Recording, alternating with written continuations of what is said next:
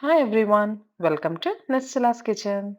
Today I'm going to make Lazy Women's Easy Tiffin. Wondering what it is? It's none other than Upma. Have a look at the ingredients on the screen. While I cook, I'll show you what all ingredients are needed. Now, turn on the stove, add oil to a pan, and add 1 spoon of mustard seeds and 1 spoon of zira seeds and let them splutter. Now add 1 spoon of chana dal and quarter spoon of urad dal. And now cashew nuts as per your choice. If you want a cashew nut in every bite, you can add few more.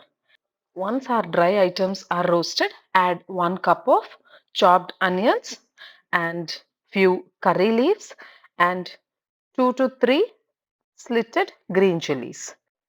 Now add 1 inch ginger chopped into small pieces like this. See, add it into the same pan and give it a good mix.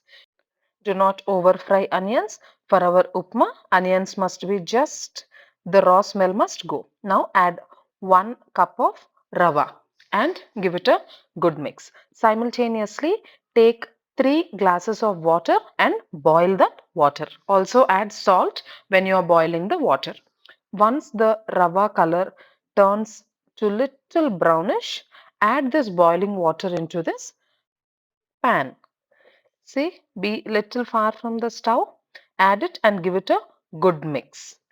Easy, isn't it? That's why it's called Lazy Women's Easy Tiffin. See, this is the texture that I want for my upma. If you want it a little dry, instead of 3 glasses of water, you can take 1 is to 2 ratio, means 1 cup of rava and 2 cup of water. Our upma is ready. Do try this recipe at home. If you like, share it with your friends and family. Bye.